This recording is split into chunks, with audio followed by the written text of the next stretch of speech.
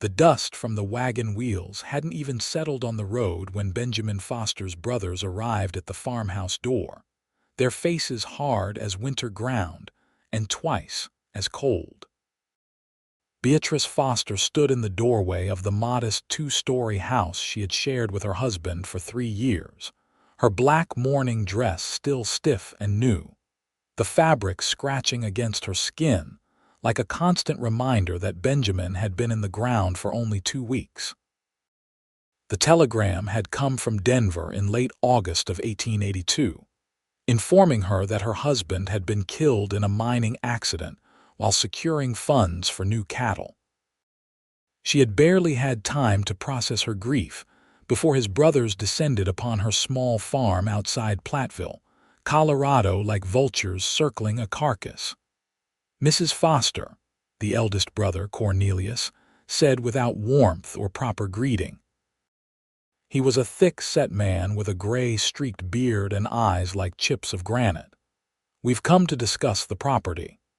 Beatrice felt her spine straighten despite the exhaustion that had become her constant companion.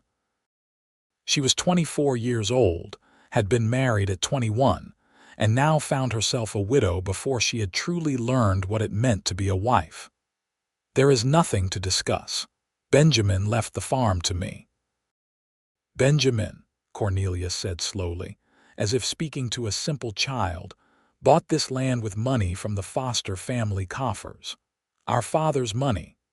That makes it Foster property, and you, dear sister-in-law, are no longer a Foster in any way that matters." The younger brother, Marcus, stood slightly behind Cornelius, nodding along with every word. He had always been the follower, the shadow to his older brother's substance.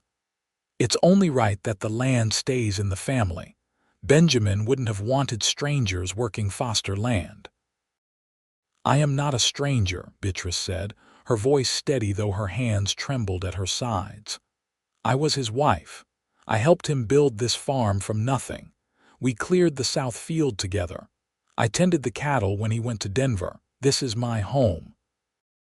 Cornelius pulled a folded paper from his coat pocket, the legal document crackling in the dry Colorado air. "We have papers that say different. Father's will specifically states that any property purchased with Foster money reverts to the male line upon death. Benjamin signed an agreement when he took the loan." Beatrice stared at the document, the words swimming before her eyes. Benjamin had never mentioned such an agreement. He had promised her that the farm was theirs, that they would build something lasting together, something they could pass down to their children when the time came. Now those dreams lay buried alongside him in the small cemetery near town, and these men who had barely visited during Benjamin's life wanted to strip away everything they had built together. "I need time to review this with a lawyer," she said finally. "Review it all you want," Marcus said, speaking up for the first time with a hint of smugness in his voice. "But you've got until the end of September to vacate. That gives you 4 weeks to pack your things and find somewhere else to go." They left her standing in the doorway, their wagon kicking up more dust as they headed back toward town. Beatrice watched until they disappeared beyond the rise. Then she allowed herself to sink down onto the porch steps, her carefully maintained composure crumbling like dry earth. The farm stretched out before her, 160 acres of hard-won land. The house might be modest, but every board had been placed with care. The barn stood solid and square, housing the 6 cattle and 2 horses that represented their entire fortune. The chicken coop produced enough eggs to sell in town. The vegetable garden was her pride, rows of late summer vegetables that would see her through the winter if she could harvest them, if she could stay. The tears came then, hot and bitter. She had lost her husband, and now she was losing everything else. The sun beat down mercilessly, the late August heat making her black dress feel like an oven, but she sat there until the shadows grew long across the yard, trying to gather the scattered pieces of her strength. The next morning, Beatrice rode into Platteville on her mare, Daisy, a gentle bay that Benjamin had given her as a wedding present. The town was small, just a main street with a handful of shops, a church, a saloon, and a general store. The railroad had come through 5 years earlier, bringing with it the promise of growth and prosperity. But Platteville remained stubbornly modest, a farming community where everyone knew everyone else's business. The law office of James Pritchard sat above the general store, accessible by a narrow staircase that creaked under Beatrice's boots. Mr. Pritchard was an elderly man with kind eyes and liver-spotted hands that shook slightly as he examined the document Cornelius had left with her. "Mrs. Foster," he said after a long silence, his voice heavy with regret, "I'm afraid this appears to be legitimate. Your late husband did sign an agreement with his father regarding the loan. But the farm is in both our names," Beatrice protested. "Benjamin made sure of that. He filed the deed with both our names at the land office." "That's true," Mr. Pritchard acknowledged, "but this agreement supersedes that. It was signed before the deed was filed, and it specifically states that the property purchased with Foster money belongs to the Foster Family Trust. Upon Benjamin's death without male heirs, ownership reverts to his brothers." The words hit her like physical blows. "There must be something I can do, some way to fight this." Mr. Pritchard removed his spectacles and cleaned them with a handkerchief, a gesture that gave him time to formulate his response. "You could contest it in court, but I must be honest with you, Mrs. Foster. Cases like this rarely go in favor of the widow, especially when there are clear legal documents. The courts tend to honor family trusts and written agreements. You would need significant funds for legal fees, and even then, the outcome would be uncertain at best." Beatrice felt the walls closing in around her. She had exactly $47 to her name, the remains of the money Benjamin had left her before going to Denver. It wouldn't be nearly enough for a prolonged legal battle. "So I have no options. I simply have to leave the home I built." "I didn't say you have no options," Mr. Pritchard said carefully. "I said the legal route would be difficult. However, if you could prove that the farm has increased significantly in value due to your personal labor and investment, independent of the original loan, you might have grounds to claim partial ownership or at least compensation for your contributions." "How would I prove that?" "Documentation. Receipts for improvements, testimony from neighbors about the work you've done, evidence that you invested your own money or labor that transformed the property beyond what the original loan covered." He paused, folding his hands on the desk. "The problem is, even if you could prove all that, you would still need time and money for the legal process. Time that your brothers-in-law don't seem inclined to give you." Beatrice left the office feeling more defeated than when she had entered. She walked Daisy down Main Street, nodding automatically to the townspeople who offered condolences about Benjamin. Everyone knew about her loss. In a town the size of Platteville, death was communal news, and she had received more casseroles and pies in the past 2 weeks than she could possibly eat. She was preparing to mount Daisy for the ride home when she heard a commotion near the saloon. A group of men had gathered, their voices raised in the aggressive way of men who had been drinking despite the early hour.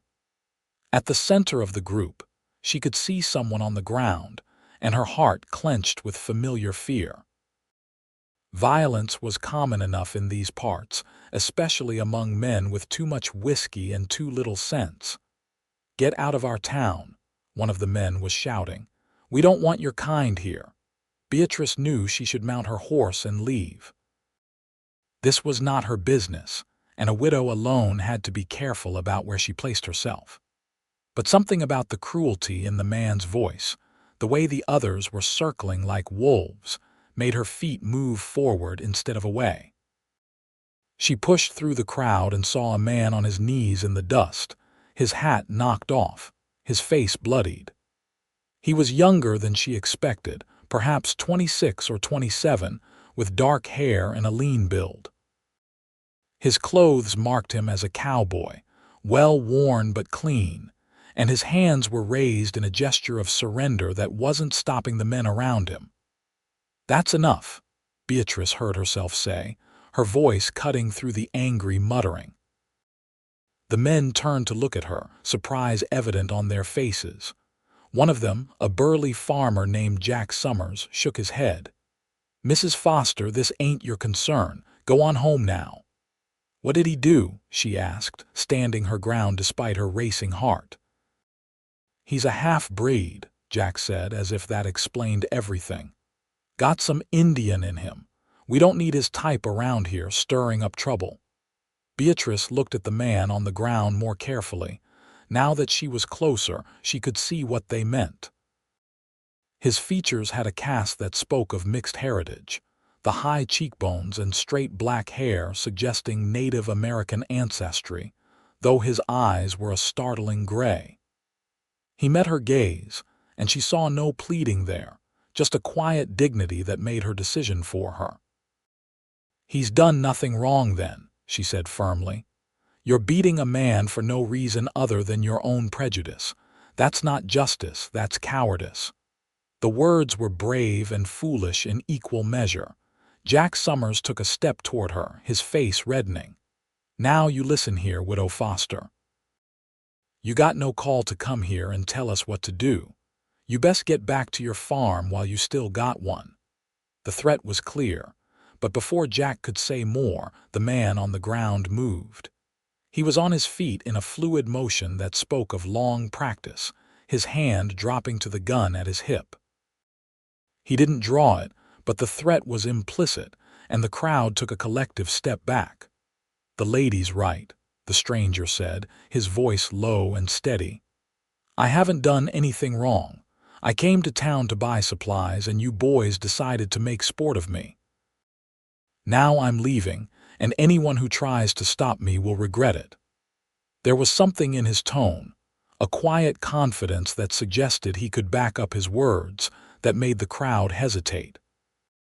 Jack Summers looked like he wanted to push the issue, but several of the other men were already backing away, suddenly less interested in a fight that might actually be dangerous.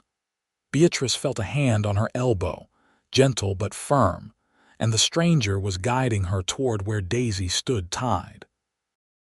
"You should go now," he said quietly, "before they remember they have numbers on their side." She let him lead her to her horse, aware of the eyes following them, the muttered threats that didn't quite materialize into action. The stranger untied Daisy with quick, efficient movements, then handed her the reins. "Thank you," he said, meeting her eyes again. "That was brave and probably stupid, but I'm grateful nonetheless." Up close, she could see the cut on his lip and the bruise forming along his jaw. Without thinking, she pulled a handkerchief from her pocket and handed it to him. "You're bleeding." He took it with a slight smile, pressing it to his lip. "I've had worse. Name's Tyler Reeves." "Beatrice Foster," she replied automatically, then wished she hadn't given her name. She didn't know this man, didn't know if he was trustworthy despite her impulse to help him. "The widow," Tyler said, and it wasn't a question. "I'm sorry for your loss. I heard about your husband in Denver. Mining accident, they said." "You knew Benjamin?" she asked, surprised. "Not well, but we spoke a few times.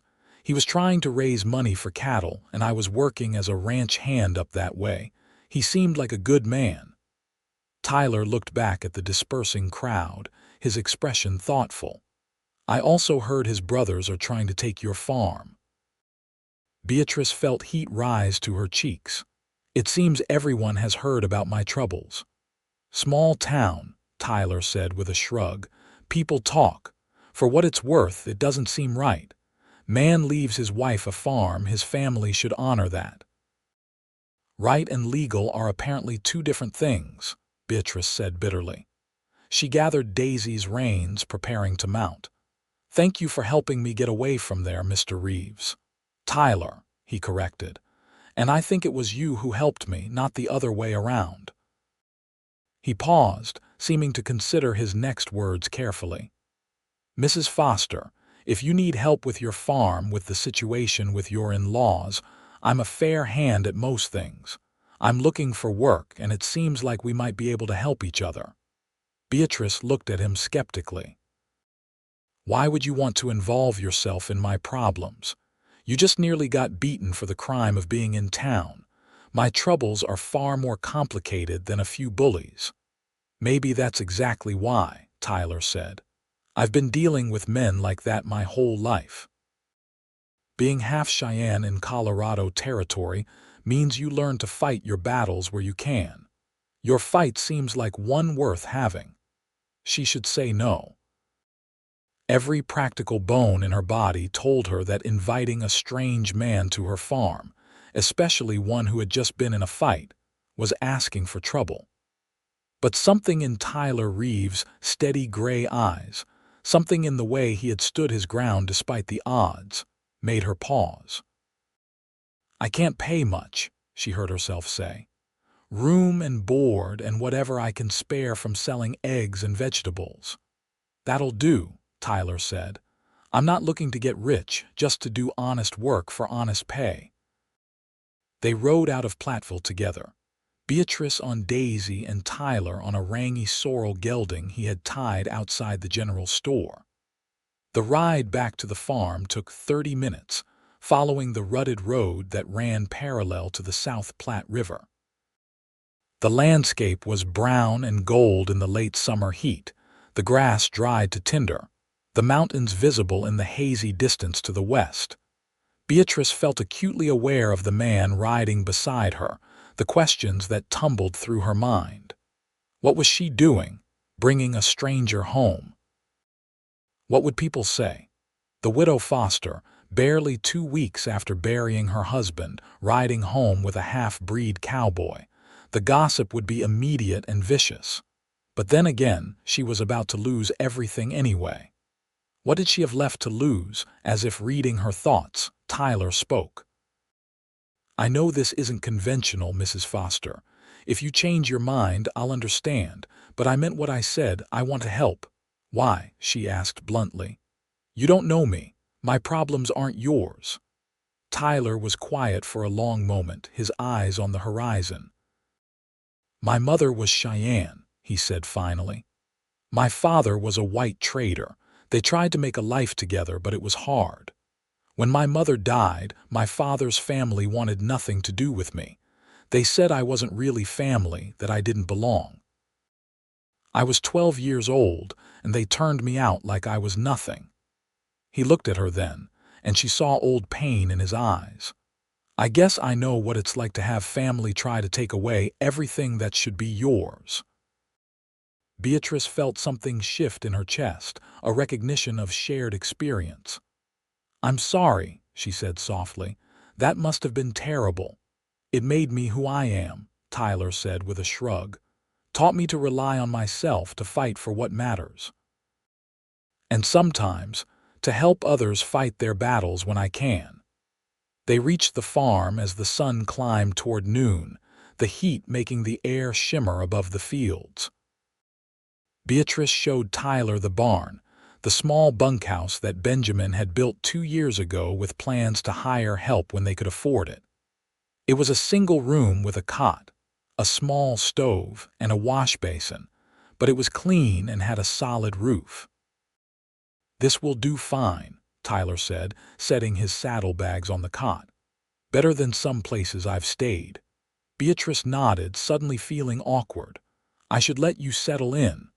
There's water in the well, and I'll bring dinner to the house around 6 if you want to come up." "I'll earn my keep first," Tyler said. "Show me what needs doing." She took him around the farm, pointing out the work that had been piling up since Benjamin's death. The south fence needed mending where the cattle had been pressing against it. The barn roof had a leak that needed patching before the fall rains came. The vegetable garden needed weeding and the chicken coop could use cleaning. Tyler listened carefully, asking occasional questions, his eyes taking in every detail. "Your husband built a good place here," he said. "Solid foundations, good land." "We built it together," Beatrice corrected. "I wasn't just decorating the house while he did the real work. I can handle a hammer and a plow as well as any man." Tyler grinned, and it transformed his face from somber to almost boyish. "I don't doubt it, Mrs. Foster. I'll try not to underestimate you." Over the next 3 days, Beatrice learned that Tyler Reeves was a man of his word. He worked from dawn until dusk, fixing the fence, patching the barn roof, and completing a dozen other tasks that had been weighing on her mind. He was efficient and skilled, moving through the work with the confidence of someone who had done hard labor all his life. They fell into an easy routine. Beatrice would wake before dawn and prepare breakfast, which they ate together at the kitchen table.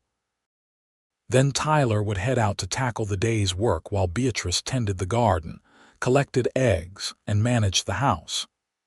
At noon, she would bring him lunch in the fields, and they would sit in whatever shade they could find and talk. She learned that Tyler was 26, 2 years older than her, and had been wandering since he was a teenager. He had worked as a ranch hand, a trail guide, a freight hauler, and a dozen other jobs that took him across Colorado and Wyoming. He spoke 3 languages, English, Spanish, and Cheyenne, and could read and write better than most men she knew. "My father taught me," he explained when she expressed surprise. He believed education was the key to making it in the white world. He was probably right, though it didn't help much when people decided I didn't belong. "Where is your father now?" Beatrice asked. "Dead," Tyler said without emotion. "Died 5 years ago in a poker game gone wrong. Someone accused him of cheating and he wasn't fast enough on the draw." Beatrice felt a pang of sympathy. "I'm sorry. It seems we've both lost people we cared about."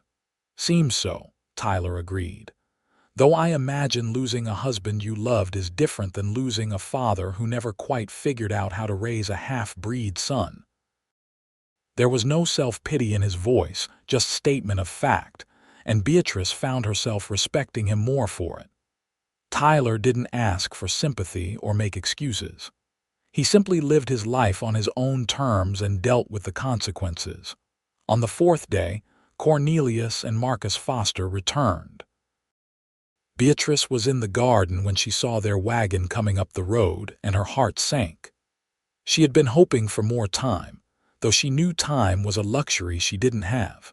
Tyler was on the barn roof, hammering down new shingles, and he paused when he saw the wagon, his eyes narrowing. He climbed down quickly and walked over to where Beatrice stood by the garden gate, her hands clenched in her apron. "Trouble?" he asked quietly. "My in-laws," she said, her voice tight. "Want me to make myself scarce?" "No," Beatrice said firmly. "Stay. I want them to see that I'm not alone here." Tyler nodded and stood beside her, his presence solid and reassuring. When the wagon pulled into the yard, Cornelius's eyes went immediately to Tyler, and his expression darkened. "Beatrice," Cornelius said, climbing down from the wagon with Marcus following, "we need to talk." "I believe we've already said everything that needs saying," Beatrice replied, keeping her voice steady. "Who's this?" Cornelius demanded, jerking his chin toward Tyler. "This is Tyler Reeves. He's working for me." Cornelius's face turned an alarming shade of red. "Working for you with what money? You don't have 2 pennies to rub together." "That's none of your concern," Beatrice said. "This is still my farm until the court says otherwise." "The court?" Marcus laughed nastily. "You actually went to a lawyer. Beatrice, you're wasting what little money you have. That paper we showed you is ironclad. Father made sure of it." "Then you won't mind if I have it properly reviewed," Beatrice shot back. Cornelius took a step forward, his hands curling into fists. Now you listen here, girl. You're making this harder than it needs to be. Benjamin's gone, and you need to accept that and move on. We're prepared to give you $200 to leave peacefully. That's more than generous. $200 for a farm worth 10 times that. Beatrice's voice rose despite her best efforts to stay calm. For the land I cleared and the buildings I helped construct, you must think me a fool, Cornelius. I think you're a stubborn woman who doesn't know what's good for her, Cornelius snarled. He turned his attention to Tyler, looking him up and down with undisguised contempt. And I think you're letting yourself be influenced by someone who has no business being here. What's your stake in this, cowboy? I work for Mrs. Foster, Tyler said calmly. That's my stake. A half-breed hired hand, Marcus said with a sneer. How far you've fallen, Beatrice. What would Benjamin think? Benjamin would think I was surviving the best way I know how, Beatrice said, her voice cold. Which is more than I can say for what you're doing. You're stealing from your brother's widow. That's what Benjamin would think of you. Cornelius's hand shot out, and for a moment Beatrice thought he was going to strike her. But Tyler moved faster, stepping between them with his hand on his gun. He didn't draw it, but the message was clear. I think it's time for you gentlemen to leave, Tyler said, his voice dangerously quiet. Cornelius stared at Tyler for a long moment, his chest heaving with anger. This isn't over, he finally said. You've got 3 weeks left, Beatrice. 3 weeks, and then the sheriff will come and remove you from this property. And if your hired gun tries to interfere, he'll find himself in a jail cell or worse. They left in a cloud of dust and threats, and Beatrice felt her legs go weak. She sat down hard on the porch steps, her whole body trembling with reaction. Tyler sat beside her, not touching but close enough that she could feel his warmth. Are you all right? He asked. No, she said honestly. I'm terrified. Tyler, I don't know how to fight this. They have the law on their side and I have nothing. You have this farm, Tyler said. You have the work you've put into it and you have the truth on your side. He paused, then added quietly, and you have me for what that's worth. Beatrice turned to look at him, really look at him. In the days he had been working for her, Tyler had become familiar, his face less that of a stranger and more of someone she was beginning to trust. She saw the determination in his gray eyes, the set of his jaw that suggested he meant every word. Why are you doing this? She asked. Really? You could leave right now, find work somewhere else where you wouldn't have to deal with angry family members and legal battles. Why stay? Tyler was quiet for a long moment, his gaze on the mountains in the distance. Because running away gets old after a while, he said finally. Because sometimes you have to stand and fight, even when the odds are against you, and because. He hesitated, then met her eyes. Because you stood up for me when you didn't have to. In town, when those men were ready to beat me senseless, you stepped in. You risked yourself for a stranger. That means something to me. Beatrice felt tears prick her eyes, the first she had allowed herself since the funeral. I don't know if I can win this, Tyler. I don't know if standing and fighting will make any difference. Maybe not, Tyler admitted, but you'll know you tried. You'll know you didn't just give up and let them take what's yours without a fight. That has to count for something. She nodded, wiping at her eyes with the back of her hand. Then we fight. God help us, we fight. The next 2 weeks passed in a blur of activity. Tyler helped Beatrice document everything she could think of that proved her contribution to the farm. They rode into Platteville and got statements from neighbors testifying to her work. They gathered receipts for materials she had purchased with her own money, a small inheritance from her mother that she had used to buy the vegetable seeds and chicken coop lumber. Mr. Pritchard, the lawyer, was cautiously optimistic. It's not much, he admitted, but it's something. If we can show that your labor and investment significantly increased the property's value beyond the original loan amount, We might be able to argue for partial ownership, or at least substantial compensation. But legal processes took time, and time was the one thing Beatrice didn't have. The deadline loomed like a storm on the horizon, and with each passing day, she felt the weight of impending loss more heavily. Tyler worked tirelessly, not just to help with the legal battle but to keep the farm running. He repaired equipment, tended the cattle, and even helped Beatrice harvest the late summer vegetables. In the evenings, they would sit on the porch as the sun set, drinking coffee and talking about everything and nothing. Beatrice found herself looking forward to those evening conversations more than she wanted to admit. Tyler was easy to talk to, intelligent and thoughtful, with a dry sense of humor that could make her laugh even when she felt like the world was crushing her. He listened when she talked about Benjamin, about their marriage and the dreams they had shared, and he never seemed uncomfortable with her grief. "You loved him very much," Tyler observed one evening, his voice gentle. "I did," Beatrice said.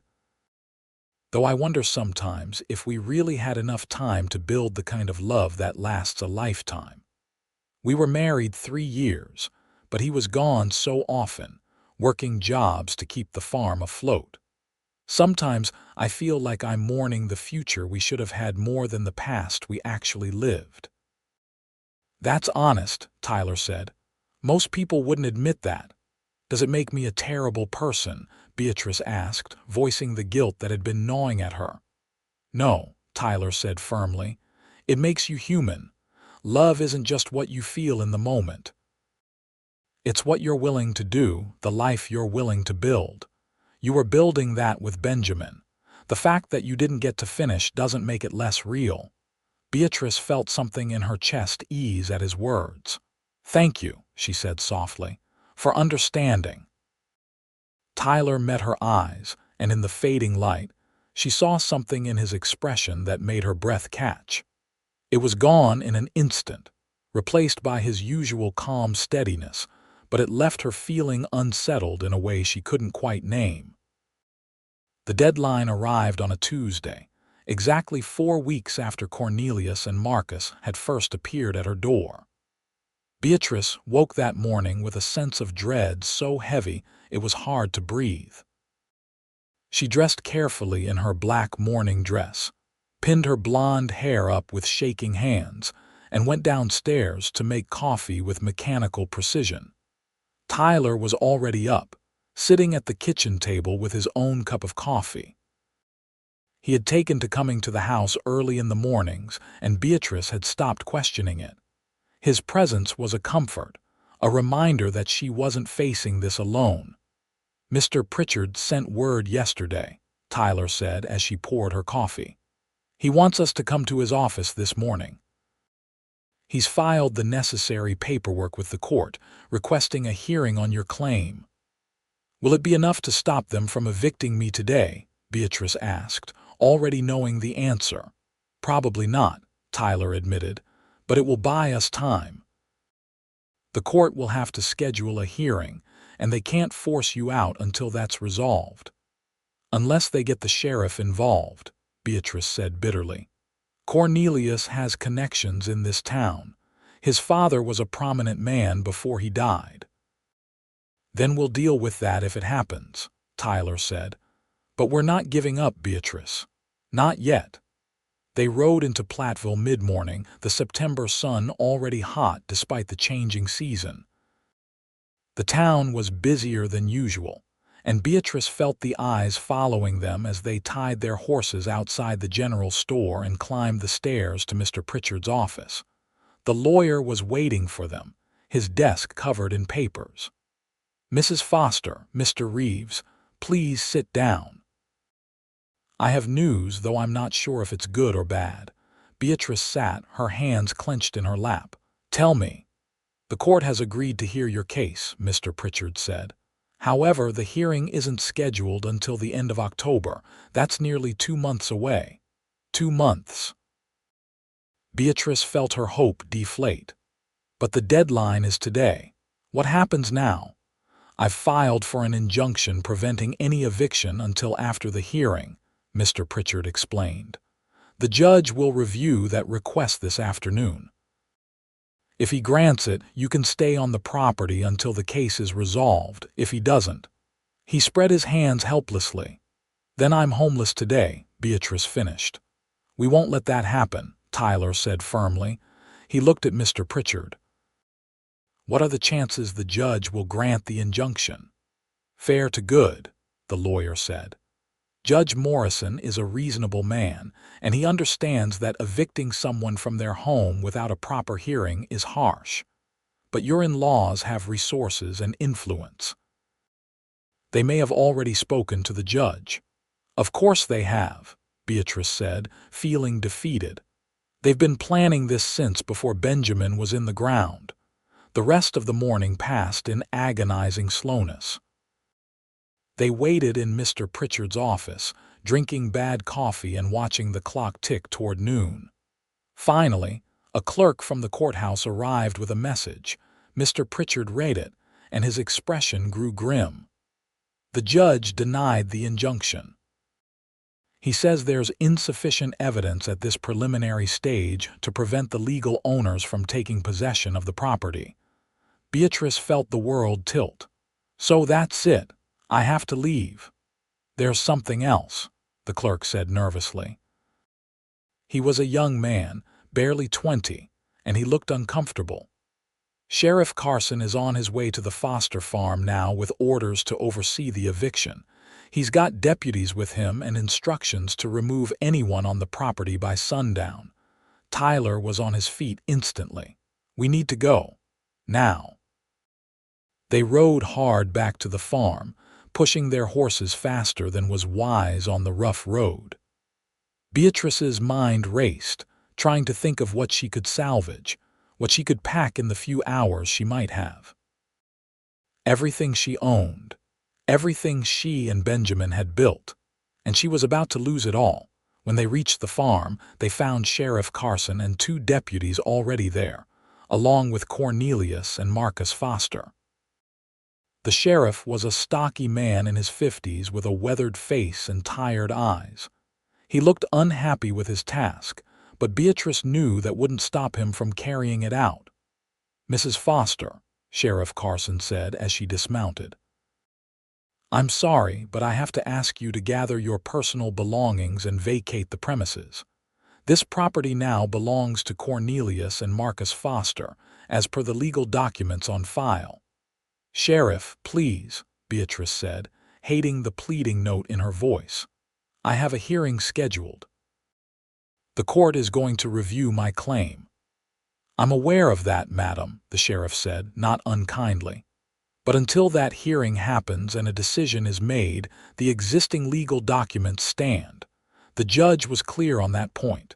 Cornelius stepped forward, a triumphant smile on his face. "You had your chance to leave peacefully, Beatrice. You chose to make this difficult.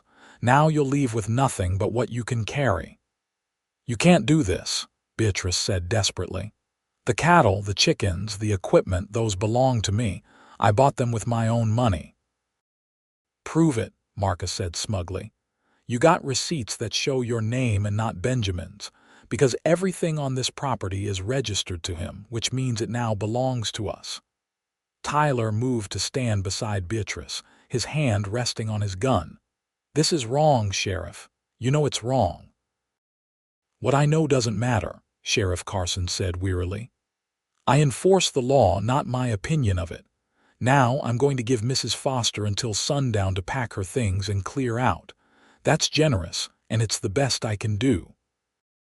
Beatrice looked around her farm, at the house she had painted last spring, at the garden she had tended so carefully, at the barn where she and Benjamin had sheltered during summer storms and made plans for their future. All of it was slipping away, and there was nothing she could do to stop it. "Come on," Tyler said softly, his hand on her elbow. "Let's get your things." In a daze, Beatrice went into the house and began gathering her belongings. Her clothes, her mother's jewelry box, Benjamin's watch that she had planned to give to their first son someday. Books, photographs, the quilt her grandmother had made.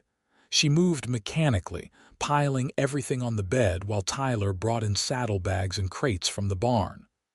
"Where will I go?" Beatrice asked suddenly, the reality of her situation hitting her. "I have no family, no home." "What am I supposed to do? You'll stay at the boarding house in town until the hearing," Tyler said firmly. "I have some money saved. It's not much, but it'll cover a room for a few months." "I can't take your money," Beatrice protested. "You're not taking it," Tyler said. "I'm offering it." "There's a difference." He paused in his packing and looked at her directly. "Beatrice, I meant what I said before. I'm here to help you fight this. That doesn't end just because they forced you off the property. We still have the hearing. We still have a chance." Beatrice wanted to believe him, but it was hard to hold on to hope when everything tangible was being ripped away. They packed until the sun began its descent toward the horizon, loading their horses, and the small wagon Tyler hitched up with as much as they could carry. The rest, all the furniture Benjamin had built, the kitchen tools, the farming equipment, would stay behind for the Foster brothers. As they prepared to leave, Cornelius appeared in the doorway, his expression gloating. "This could have been easy, Beatrice. You could have taken the money and left with your dignity intact." Something inside Beatrice snapped. She had been holding back tears all day, maintaining what composure she could, but Cornelius's words shattered that fragile control. "Dignity," she said, her voice shaking with fury. "You speak to me of dignity when you've stolen everything your brother worked for. When you've turned me out of my home before he's been in the ground a month. You have no concept of dignity, Cornelius Foster. You're nothing but a petty thief hiding behind legal papers." Cornelius's face darkened. "You watch your mouth, girl. You're no longer protected by the Foster name." "She's protected by me," Tyler said, stepping between them. "And if you threaten her again, legal papers won't help you." For a moment, the air crackled with tension. Then Sheriff Carson appeared, his hand on his own gun. "That's enough. Mr. Foster, step back. Mrs. Foster, it's time for you to go." They left as the sun set, the wagon creaking under the weight of Beatrice's salvaged life. She didn't look back at the farm, couldn't bear to see it receding in the distance. Instead, she kept her eyes forward, on the road to Platteville, on the uncertain future that awaited her. The boarding house was run by a widow named Mrs. Adelaide Winters, a formidable woman in her 60s who had strong opinions about everything and no qualms about sharing them. When Tyler explained Beatrice's situation, Mrs. Winters' expression softened with sympathy. "Land thieves," she said with disgust. "That's what they are, plain and simple. You can have the room at the end of the hall, dear. It's small, but it's clean and quiet. And don't you worry about payment right now. We'll sort that out later." Beatrice felt tears threaten again at the unexpected kindness. "Thank you, Mrs. Winters. I'll pay you as soon as I'm able." "I know you will, dear," Mrs. Winters said, patting her arm. "Now come on, let's get you settled." The room was indeed small, barely large enough for a narrow bed, a washstand, and a small dresser. But it had a window that looked out on Main Street, and the bed was made with clean linens. Beatrice sat on the edge of the mattress and finally allowed herself to cry, great heaving sobs that she had been holding back all day. Tyler, who had carried up her bags, hesitated in the doorway. "I'll be at the saloon if you need me," he said quietly. "Mrs. Winters can send word." "Tyler," Beatrice said through her tears, "I don't know how to repay you for everything you've done." "You don't need to repay me," Tyler said. "Just don't give up. Promise me that." "I promise," Beatrice whispered, though she wasn't sure she could keep it. Over the next month, Beatrice discovered a strength she hadn't known she possessed. She took a job at the general store, working long hours for modest pay, but it gave her something to do and kept her from drowning in despair.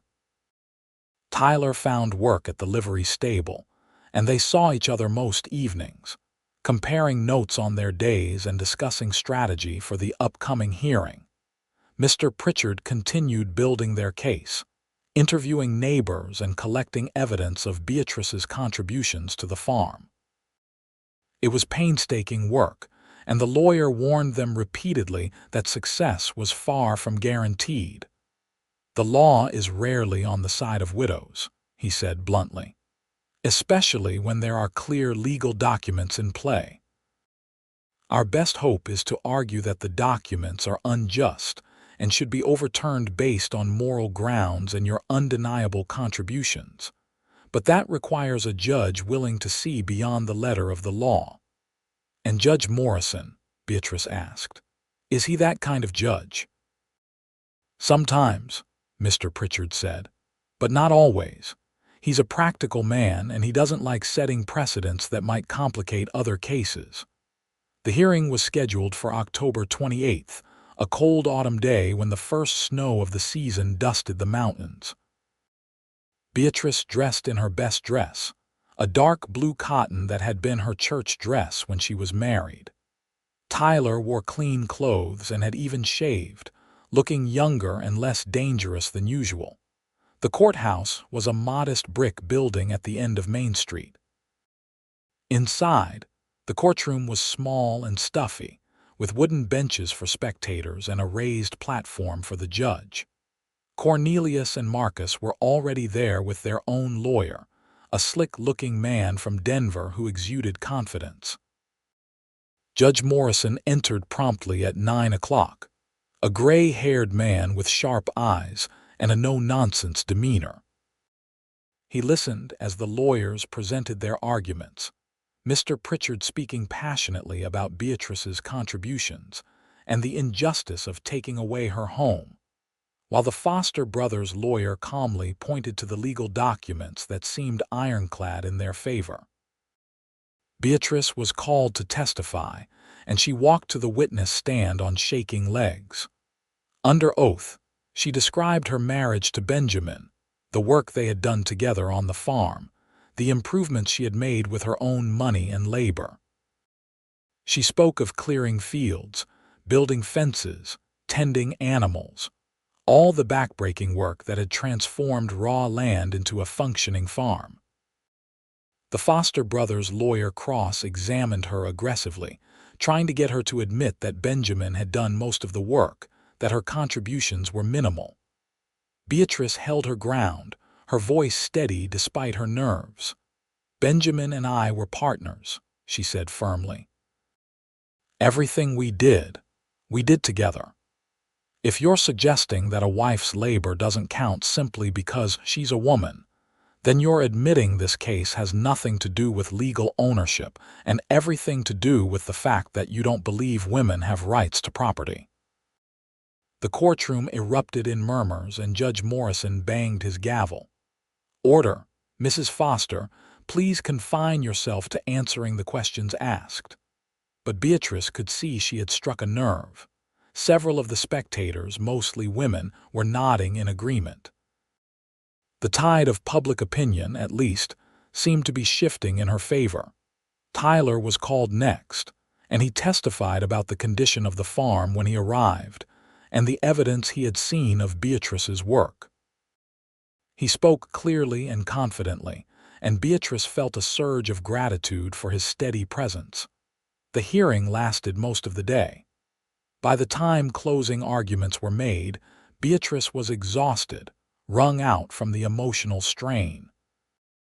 Judge Morrison announced that he would take the case under advisement and issue a ruling within 2 weeks. 2 more weeks, Beatrice said to Tyler as they left the courthouse. 2 more weeks of not knowing.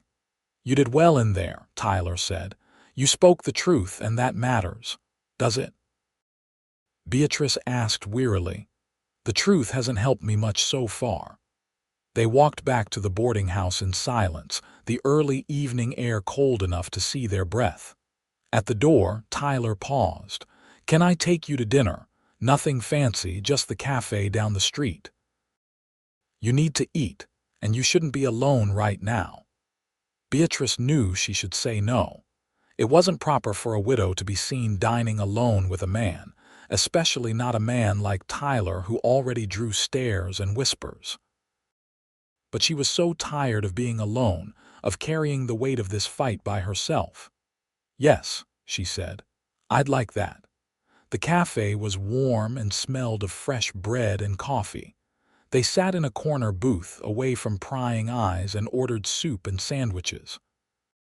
For a while, they didn't talk about the hearing or the farm or any of the problems that loomed over them. Instead, they talked about small things, inconsequential things, and Beatrice felt some of the tension leave her shoulders. "What will you do if we lose?" Tyler asked suddenly, his gray eyes serious. Beatrice had been trying not to think about that possibility, but she forced herself to answer honestly. "I don't know. Try to find work somewhere, I suppose. Save enough money to start over. Would you stay in Platteville?" "I don't think so," Beatrice admitted. "Too many memories, too many people who know my business." She looked at Tyler across the table. "What about you? Where will you go?" "That depends," Tyler said carefully. "On what?" "On whether you want me to go or stay," he said. And there was something vulnerable in his expression that made Beatrice's heart skip. She realized suddenly that the feelings that had been growing between them over the past 2 months were not one-sided. Tyler looked at her the way a man looks at a woman he cares about, not just as an employer or a friend. The knowledge was both thrilling and terrifying. "Tyler," she began, then stopped, unsure what to say. "I know the timing is terrible," Tyler said quietly. "You're still grieving Benjamin and we're in the middle of a legal battle. But I need you to know that I'm here because I want to be, not just to help with the farm, but because I care about you. I have for a while now." Beatrice felt tears prick her eyes. "I care about you too," she admitted. "But I don't know if that's real or if it's just because you've been the only person standing by me through all this. I don't want to confuse gratitude with something more." "Then we'll wait," Tyler said simply. "We'll get through the hearing, resolve the farm situation one way or another, and then we'll see what's real and what isn't. But I needed you to know that I'm not going anywhere unless you tell me to." Beatrice reached across the table and took his hand, marveling at the callous strength of his fingers. "Stay," she said. "Whatever happens, please stay." The 2 weeks passed with agonizing slowness. Beatrice worked at the general store, counting inventory and helping customers, while Tyler continued at the livery. They saw each other most evenings, careful to maintain propriety while the town watched and gossiped. Beatrice was acutely aware of the whispers that followed her, the speculation about her relationship with Tyler, but she found she cared less than she expected. Her reputation had already been tarnished by the very public legal battle with her in-laws. What did it matter if people thought she was stepping out with a half-breed cowboy? On November 10th, Mr. Pritchard sent word that Judge Morrison had issued his ruling. Beatrice and Tyler hurried to his office, hearts pounding with anticipation and dread. The lawyer's face was unreadable as he gestured for them to sit.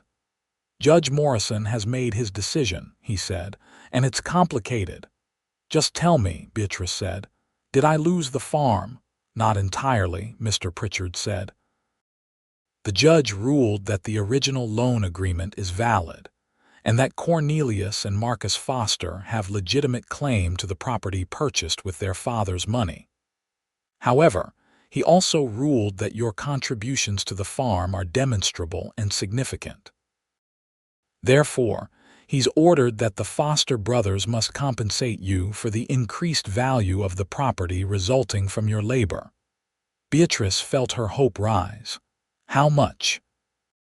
The judge appointed an assessor to determine the current value of the property versus its value when Benjamin first purchased it.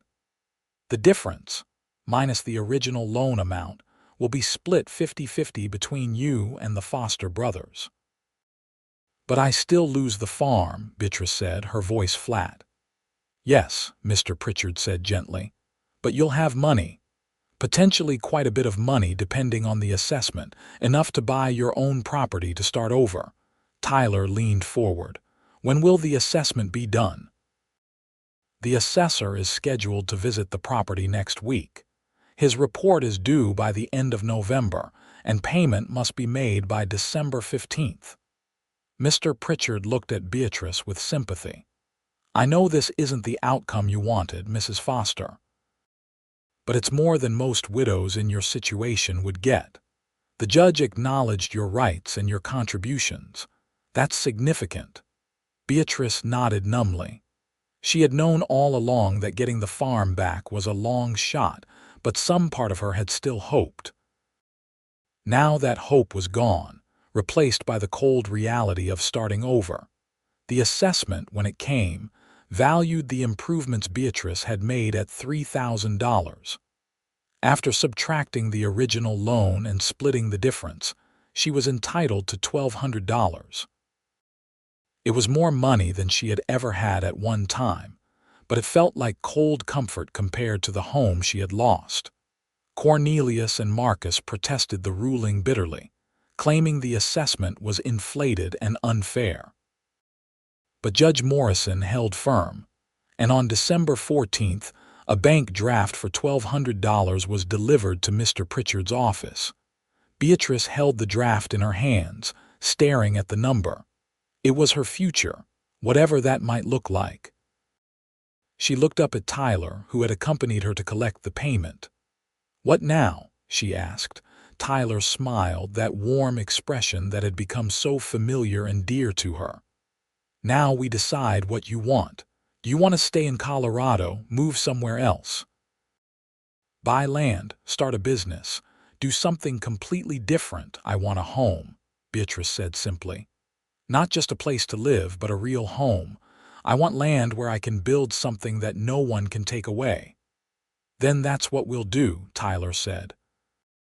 They spent the next week researching available properties, riding out to look at parcels of land for sale in the area. Nothing felt right until they found a piece of property 15 miles north of Platteville, closer to the mountains. It was 80 acres of good grazing land with a creek running through it and a view of the foothills that took Beatrice's breath away. The price was $900, leaving her $300 for livestock and supplies. It was tight, but it was possible. "What do you think?" she asked Tyler as they stood on a rise overlooking the property. "I think it's beautiful," Tyler said. "I think you could build something good here." "Not me," Beatrice corrected. Tyler, I can't do this alone. I don't want to do this alone." She turned to face him, her heart pounding. "I know it hasn't been long enough by conventional standards. Benjamin's only been gone 4 months, but I've learned that life is too short and too uncertain to waste time worrying about what's proper. I care about you. I might even love you, though I'm still figuring out what that means. If you're willing, I want us to build this together, as partners, as husband and wife." Tyler stared at her, his gray eyes wide with surprise. "Beatrice, are you asking me to marry you?" "I suppose I am," Beatrice said, feeling her cheeks heat. "Unless you think I'm being too forward." Tyler laughed, a joyous sound that echoed across the empty land. "I think you're the bravest woman I've ever met." He took her hands in his. Yes, I'll marry you. I'll help you build a home here. I'll be your partner in whatever comes next." Beatrice felt tears slip down her cheeks, but they were happy tears this time. She had lost so much, but standing here with Tyler, looking at the land that would be theirs, she felt hope bloom in her chest for the first time in months. They were married 2 days before Christmas in a small ceremony at the church in Platteville. Mrs. Winters stood as witness, along with Mr. Pritchard, who had become a friend through the legal battle. Beatrice wore a simple green dress, her mourning period not officially over but her heart ready to embrace the future. The townspeople had mixed reactions to the marriage. Some thought it was scandalous, the widow marrying so soon and to a half-breed cowboy at that. Others, particularly the women who had followed her legal battle, were more understanding. She had been dealt a harsh hand and had played it as best she could.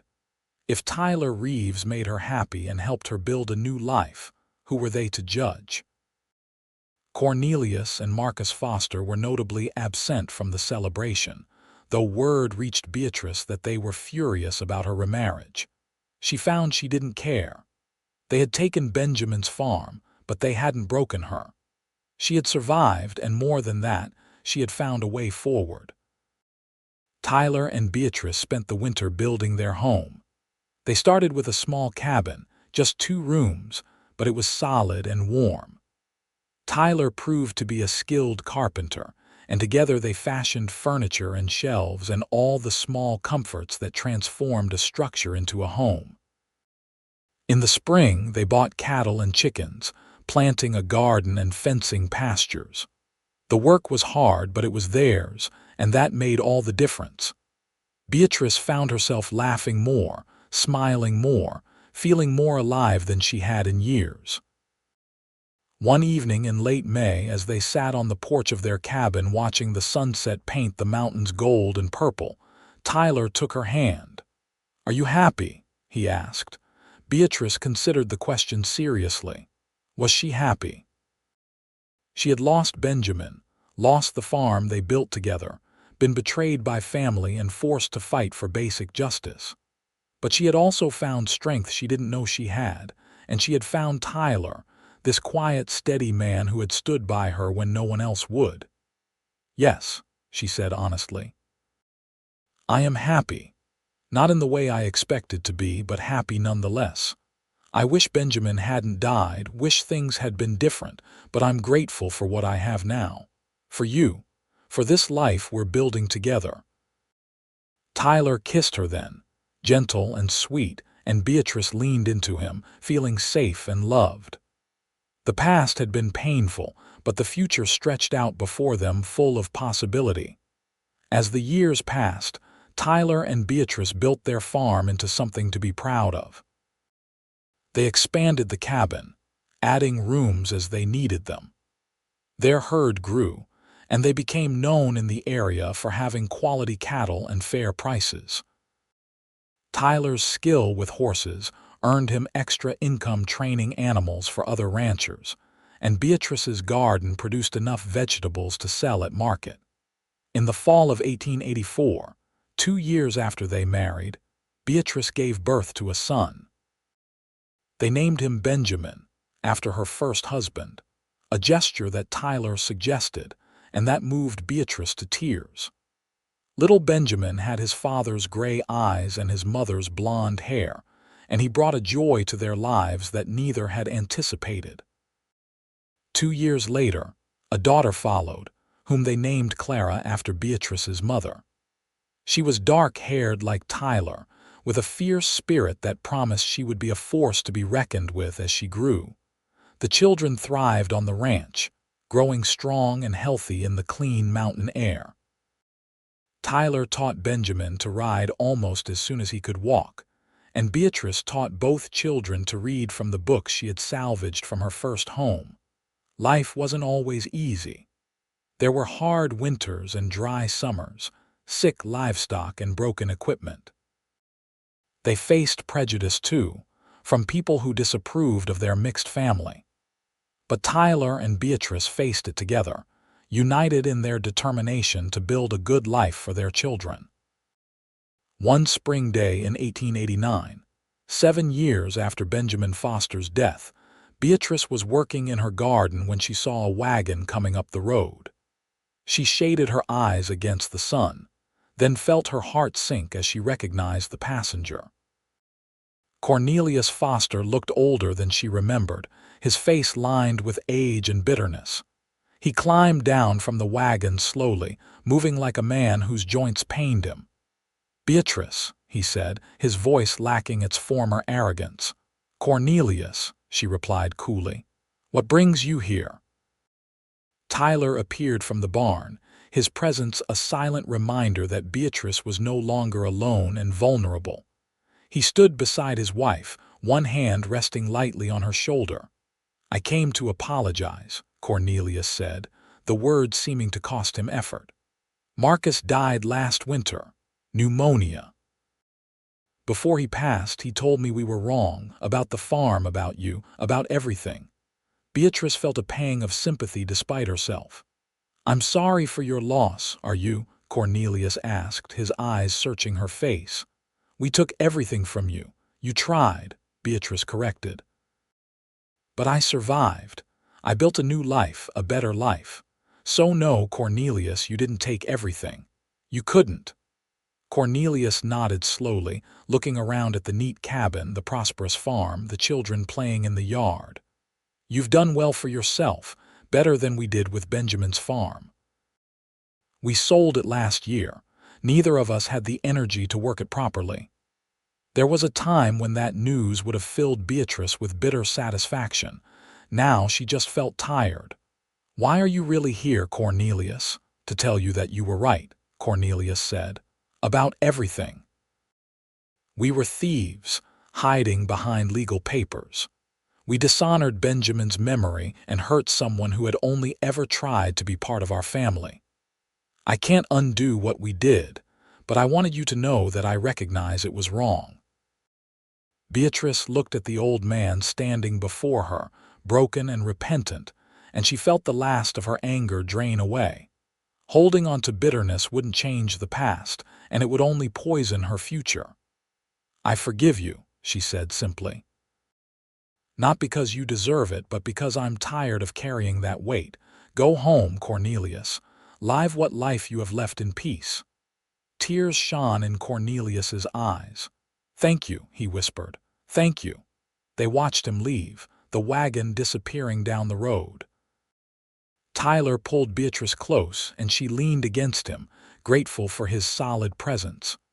"You're a remarkable woman," Tyler said. "You know that?"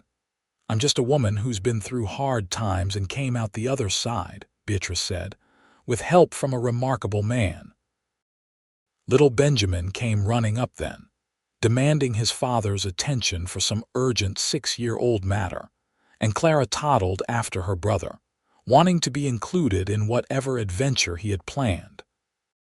Tyler scooped up his daughter while Beatrice took her son's hand, and they walked together back to the cabin, a family complete and whole. The years continued to pass, marked by the changing of seasons and the growth of children. Benjamin grew tall and strong, with his mother's determination and his father's steady temperament. Clara proved to be as fierce as predicted, with a sharp mind and a tongue to match. In 1891, another son was born, James, who had Tyler's dark coloring and a sunny disposition that made him everyone's favorite. Tyler and Beatrice's ranch became known as one of the most successful in the area, not just for their livestock but for their innovations. Tyler developed new methods for training horses that were gentler and more effective than traditional breaking techniques, and ranchers came from miles around to learn from him. Beatrice's vegetables won prizes at the county fair, and she wrote articles for farming magazines about her techniques. They faced their share of troubles over the years. In 1893, a drought threatened their water supply until Tyler engineered an irrigation system fed by the creek. In 1896, Benjamin was thrown from a horse and broke his arm, giving his parents several anxious weeks of worry. In 1898, Clara announced her intention to attend college, an audacious plan for a young woman in Colorado, but one that her parents supported wholeheartedly. Through it all, Tyler and Beatrice remained partners in the truest sense. They made decisions together, worked side by side, and supported each other through every challenge. The passionate love of their early days had mellowed into something deeper and more enduring, a partnership built on mutual respect, shared goals, and genuine affection. On their 20th wedding anniversary in December of 1902, Tyler gave Beatrice a locket containing photographs of their 3 children. She gave him a new saddle, hand-tooled with his initials. But the real gift was the life they had built together, the family they had raised, the home that was truly theirs. "You ever regret it?" Tyler asked that night as they sat by the fire, the children long since asleep. "Losing Benjamin's farm, all the struggle and pain." Beatrice considered the question, as she had so many times over the years. "I regret Benjamin's death," she said honestly. "I regret that he never got to see what we built, never got to meet the children. But do I regret the path that led me here to you and our life together? No. I can't regret that. I think about the day I met you sometimes," Tyler said. "How you stood up for me in town when those men were ready to beat me. How brave you were, how fierce. I knew then that you were someone special." "I think about that day too," Beatrice said with a smile. "How you helped me when my world was falling apart. How you stayed when you could have left. I was so lost, Tyler, and you helped me find my way." "We helped each other," Tyler corrected. "That's what partners do." Benjamin, their eldest, married in 1904 to a sweet-natured girl from Greeley. The wedding was held on the ranch, with tables set up in the yard and dancing that lasted until dawn. Watching her son with his bride, Beatrice felt the bittersweet pang of time passing, of children growing and lives changing. Clara did go to college, graduating from the University of Colorado in 1906 with a degree in education. She returned to Platteville to teach at the school, much to her parents' delight. James, the youngest, showed every sign of following in his father's footsteps, with a natural gift for working with horses that made Tyler beam with pride. In 1907, Benjamin and his wife presented Tyler and Beatrice with their first grandchild, a granddaughter named Rose. Holding the infant in her arms, Beatrice felt the circle of life complete itself. She was 50 years old, a grandmother, and still deeply in love with the man who had helped her rebuild her life 25 years earlier. "Look at what we made," she said to Tyler as they stood together on their porch, watching the sun set over their land. "Not just the children, but all of this. A life, a legacy, a home that can never be taken away." Tyler wrapped his arm around her waist, pulling her close. "It's been a good life," he said simply. "The best I could have imagined." "Even when it was hard?" Beatrice asked. "Especially when it was hard," Tyler said. "That's when we proved what we were made of, what we could do together." They stood there as the stars came out, as they had countless times over the years. The ranch was quiet except for the sounds of livestock settling for the night and the distant cry of an owl. Inside the cabin, their children and grandchildren were preparing for bed, filling the house with the noise and warmth of family. Beatrice thought back to that terrible day when Cornelius and Marcus had taken Benjamin's farm, when she had felt like her world was ending. She had been so young then, so scared and alone. She couldn't have imagined then that loss would lead to this, to Tyler and the ranch and the family they had built together. Life had been hard and unfair, but it had also been beautiful and full of unexpected blessings. She had lost her first husband and her first home, but she had gained so much more.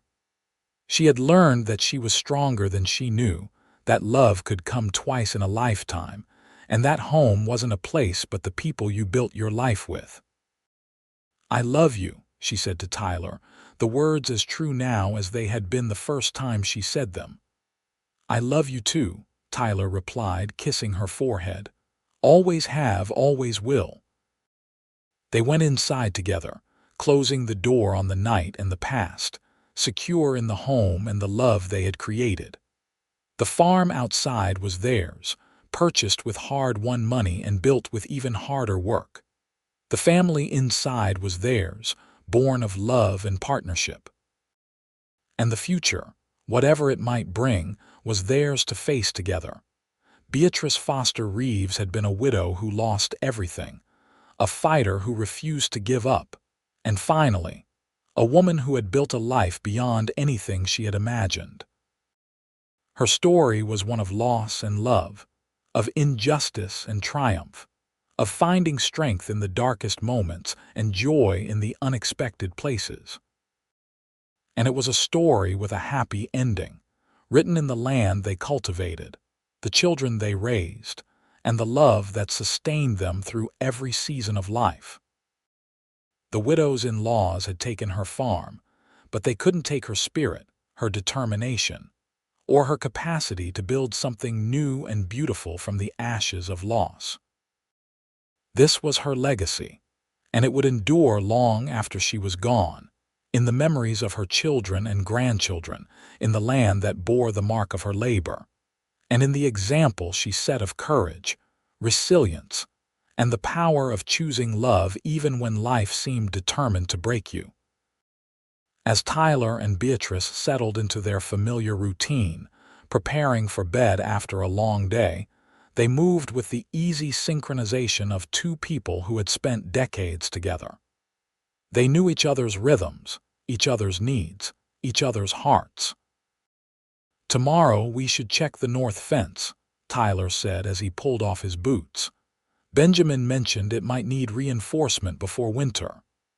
And I promised Clara I'd help her prepare lessons for next week," Beatrice added, braiding her hair for sleep. "She's teaching the older students about Colorado history." Such ordinary conversation, such everyday planning, but it was exactly this ordinariness that made their life extraordinary. They had fought for the right to have these mundane moments, these simple domestic routines. Every day together was a victory. Every morning they woke up in their own home was a triumph over those who had tried to take everything from them. The years continued their steady march, bringing with them the joys and sorrows that mark every long life. There were more grandchildren, eventually 7 in total, who ran through the ranch house bringing chaos and laughter. There were losses too, friends who passed on, challenges that tested them. But through it all, Tyler and Beatrice remained each other's constant, the partnership that had begun in crisis and grown into something unshakable. On a crisp autumn morning in 1912, 30 years after Benjamin Foster's death, and nearly 31 years after Tyler and Beatrice had married, they rode together to the top of the highest rise on their property. It was something they did occasionally, taking a morning away from work to simply appreciate what they had built. From this vantage point, they could see the entire ranch spread below them. The original cabin had been expanded multiple times and was now a substantial house. The barn was large and well-maintained, housing quality livestock. The fields were productive, the fences strong, the whole place speaking of care and prosperity. "It's quite a view," Tyler said, and Beatrice heard the satisfaction in his voice. "It is," she agreed. "We did good work here, didn't we?" "The best," Tyler said. "No regrets. Only that we didn't have more time," Beatrice said. She was 54 now and Tyler was 58. They weren't old exactly, but they were aware of their mortality in a way they hadn't been in their youth. "But then, we never know how much time we have. We just have to make the most of what we're given." "That's what we've done," Tyler said. "Made the most of every day." They sat there for a while longer, horses cropping grass contentedly beside them, the autumn sun warm on their faces. Below them, their ranch thrived, their family prospered, and their legacy grew with each passing season. Beatrice thought about the young widow she had been, standing in the doorway of Benjamin's farmhouse as his brothers threatened to take everything. She thought about the fear and desperation, the sense that her life was over before it had really begun. If she could go back and tell that young woman what lay ahead, would she believe it? Would she believe that loss could lead to something better, that love could come twice, that strength could be found in the most unlikely places? "What are you thinking about?" Tyler asked, watching her face. "About how far we've come," Beatrice said. "About how that terrible day when I met you turned out to be one of the best things that ever happened to me. Even though you lost Benjamin's farm, even though," Beatrice confirmed. "Because losing that farm led me here, to this land that's truly ours, to a life I built with my own hands and your help. To you." Tyler reached over and took her hand, their fingers intertwining with the ease of long practice. "You're the strongest person I know," he said. "The bravest, the most determined. I'm proud to have been your partner in all of this." "The pride is mutual," Beatrice said, squeezing his hand. "I couldn't have done any of this without you. I wouldn't have wanted to." They rode back down to the ranch together, ready to face whatever the day would bring. There was work to be done, as always, but now it was work that fed their souls as well as their bodies. It was work done in freedom, on land that belonged to them completely, with no legal documents or family members who could take it away. The house was bustling when they returned, grandchildren underfoot, and Clara directing everyone with the efficiency of a seasoned teacher. James was in the barn with his father's favorite horse, and young Benjamin was riding out to check the cattle. The next generation was taking over the daily operations of the ranch, allowing Tyler and Beatrice to step back slightly, to enjoy the fruits of their decades of labor. That evening, the whole family gathered for dinner, as they did every Sunday. The table, which Tyler had built to expand to accommodate the growing family, was laden with food. Beatrice looked around at the faces, young and old, all connected to her and Tyler through bonds of love and blood and choice. "I want to make a toast," she said, standing and raising her glass. The table fell silent, everyone turning to look at her. "To family," she said. "Not just the family we're born into, but the family we choose and the family we create. To the people who stand by us when times are hard and celebrate with us when times are good. To love that endures, to homes that shelter, and to the land that provides." "To family," everyone echoed, glasses raised. Tyler caught her eye across the table, and in his gaze she saw everything they had been through together, every struggle and triumph, every moment of doubt and joy.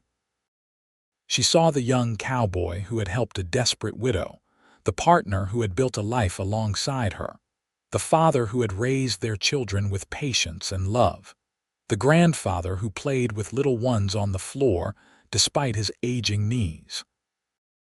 She saw her life, their life, everything that mattered contained in that one look. After dinner, as the dishes were cleared and the grandchildren were put to bed, Beatrice and Tyler retreated to their bedroom. It was a comfortable space, filled with the accumulation of 3 decades of marriage. Photographs lined the walls, showing the progression of their family. Quilts Beatrice had made covered the bed. Books Tyler had collected filled a small bookcase. "Tired?" Tyler asked as they prepared for bed. "Pleasantly so," Beatrice said. "It's a good tired, the kind that comes from a full life." They climbed into bed and Beatrice snuggled against Tyler's side, her head on his chest, his arm around her shoulders. It was how they had slept for years, finding comfort in closeness. "You remember the first night we spent here?" Tyler asked. "In the original cabin before we expanded it." "I remember," Beatrice said. "We had one room and furniture we built ourselves and nothing but hope for the future." "We had each other," Tyler corrected. "That was enough." "It was," Beatrice agreed. "It still is." They fell asleep like that, wrapped in each other's arms, secure in the knowledge that they had built something lasting and true. Outside, the Colorado wind whispered through the pine trees, and the stars wheeled overhead, marking the passage of another day in the life of Tyler and Beatrice Reeves. The years that followed were gentler than those that had come before. Tyler and Beatrice settled into a comfortable rhythm, taking on less of the physical work of the ranch, but remaining involved in its management and direction. They traveled occasionally, taking trips to Denver and once, daringly, all the way to San Francisco to see the ocean. But they always returned home, to the ranch that represented everything they had fought for and achieved. It was their sanctuary, their legacy, their proof that love and determination could overcome even the most daunting obstacles. When Tyler passed away in the spring of 1920, at the age of 66, Beatrice grieved deeply, but not despairingly. They had been married 38 years, and every one of those years had been a gift. He died in his sleep, peacefully, having lived to see all 3 of their children married and 9 grandchildren thriving. It was, as deaths go, a good one. Beatrice lived another 12 years, surrounded by her children and grandchildren, remaining sharp and active until the very end. She died in 1932 at the age of 74, sitting in her favorite rocking chair on the porch, looking out at the land she and Tyler had built together. The ranch passed to their children, who maintained it with the same care and dedication their parents had shown. The story of Beatrice Foster Reeves became part of family lore, told to each new generation as an example of courage, resilience, and the power of fighting for what's right.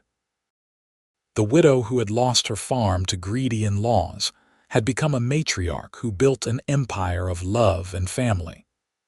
The cowboy who had been beaten for his heritage had become a respected rancher and father. Together, they had proven that loss doesn't have to be the end of the story, that new beginnings can rise from ashes, and that love, when it's real and true, can overcome anything.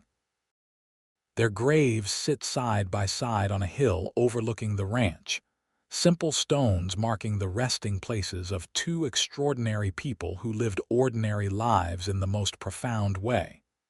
The inscription on Beatrice's stone reads, "She fought for what was hers and built something better." On Tyler's, he stood beside her, partner and love. And that, in the end, is what their story was about. Not just the legal battle or the farm or the injustice they faced, but the partnership they built, the love they shared, and the family they created. It was a story of loss transformed into gain, of endings that became beginnings, of finding home not in a place but in another person's heart. The land remains in the Reeves family to this day, passed down through generations who remember the story of their ancestors. Children still run through the fields where Beatrice planted her gardens. Horses still graze in the pastures where Tyler trained his herds. And on quiet evenings when the wind is right, you can almost imagine you see 2 figures on the porch, sitting close together, watching the sunset paint the mountains gold and purple, content in the life they built together against all odds.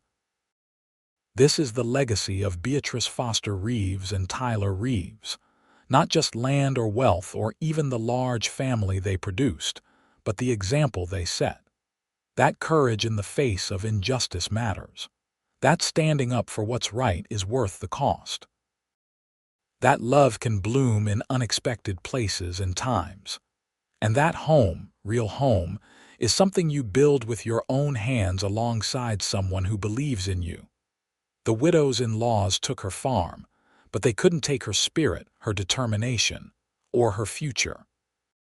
With the help of a cowboy who saw her worth and stood beside her, Beatrice built something far greater than what was stolen from her. She built a life of meaning, a family of love, and a legacy that would endure long after she was gone. And in the end, that was the greatest victory of all.